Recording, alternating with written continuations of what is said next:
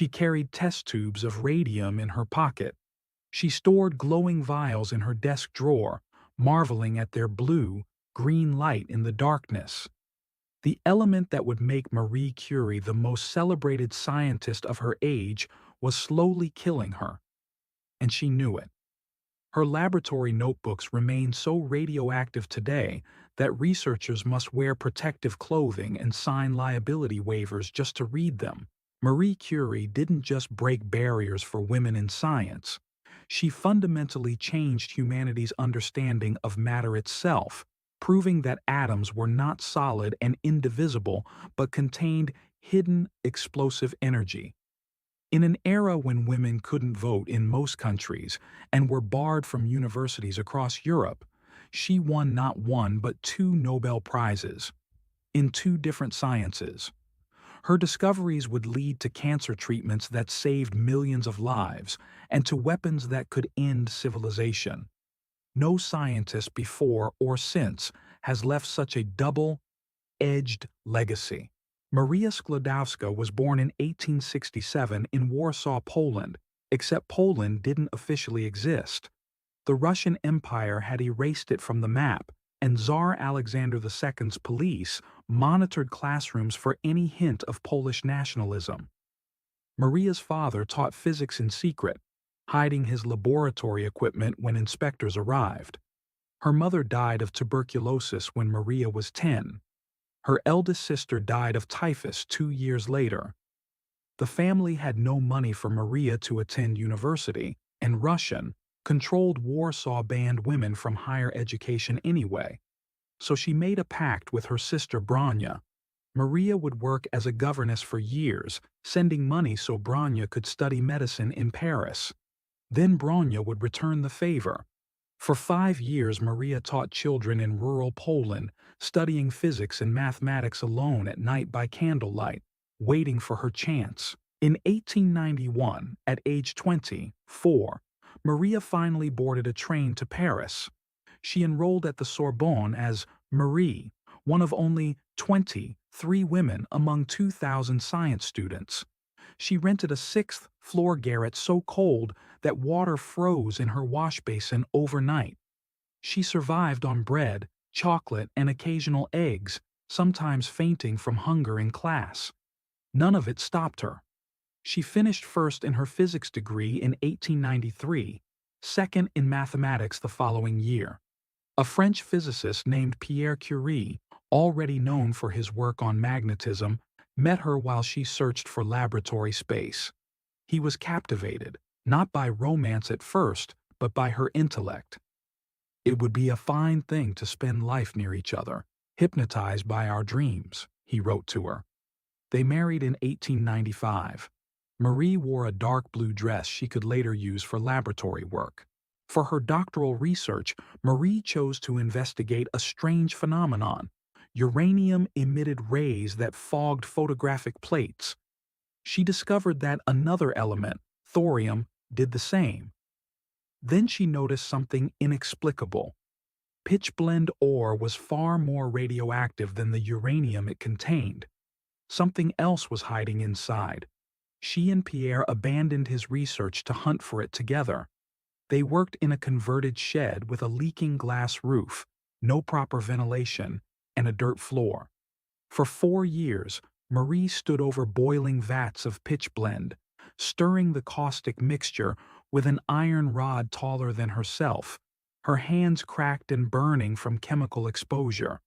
She processed ton after ton of ore, slowly isolating the unknown element. In 1902, she finally held 1/10 of a gram of pure radium chloride. Extracted from several tons of raw material, it glowed in the dark. She had discovered 2 new elements, polonium and radium, and coined the term radioactivity itself. The scientific world was stunned. In 1903, Marie became the first woman to win a Nobel Prize, sharing the physics award with Pierre and Henri Becquerel. But triumph turned to devastation in 1906, when Pierre, exhausted and ill, stepped into a Paris street and was killed instantly by a horse-drawn wagon. Marie was handed his shattered skull for identification.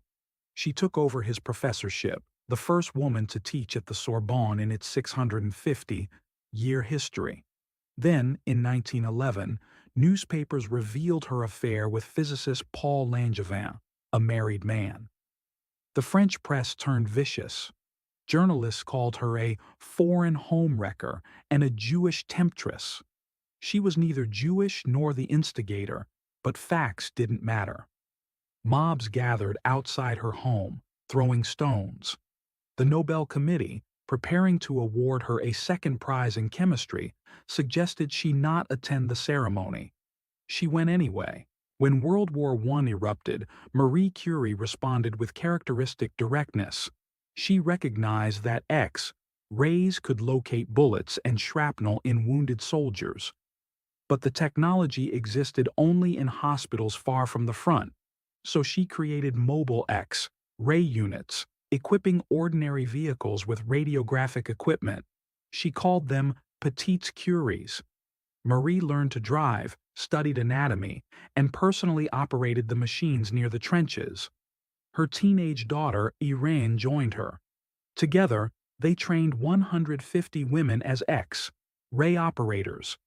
By war's end, over 1 million soldiers had been examined using her mobile units. She received no payment, no military rank, no official recognition from the French government. She didn't ask for any. The radiation that made her famous was destroying her from within. Her fingers were scarred and numb. She developed cataracts that left her nearly blind. Chronic fatigue plagued her final years. She refused to acknowledge the danger publicly, insisting that radium was safe when handled properly, even as her own body proved otherwise. She had given everything to science: her health, her privacy, her financial security. She never patented the radium isolation process, believing scientific knowledge belonged to humanity. That decision cost her a fortune and left her dependent on donations to continue her research. On July 4, 1934, Marie Curie died in a sanatorium in the French Alps. The cause was aplastic anemia, her bone marrow destroyed by decades of radiation exposure. She was 66 years old. Her body was placed in a lead-lined coffin. In 1995, she and Pierre were reinterred in the Pantheon in Paris, the first woman honored there for her own achievements. French President François Mitterrand stood in silence as her remains were carried inside. The lead lining remained necessary. 60 years after her death, her bones were still radioactive. Marie Curie's discoveries opened a door that could never be closed. Radiation therapy has saved countless cancer patients. Nuclear medicine allows doctors to see inside living bodies. Her work also led, inevitably, to Hiroshima and Chernobyl. She understood this duality. "I am among those who think that science has great beauty," she once wrote, adding that its applications depended entirely on human choices. Her daughter Irene won her own Nobel Prize in chemistry. Her granddaughter became a nuclear physicist. The element she discovered still treats tumors today. Marie Curie's life was not a story of easy triumph. It was a story of relentless will. A woman who processed tons of ore by hand, who faced down mobs and misogyny, who drove X-ray trucks through artillery fire, and who paid for her discoveries with her own body. She never sought fame. She sought understanding. The blue glow of radium that fascinated her in that freezing shed still illuminates operating rooms and research laboratories around the world. Some lights, once kindled, cannot be extinguished. Subscribe to History Scribe for more stories about the minds, leaders, and rebels who redefined their time and ours.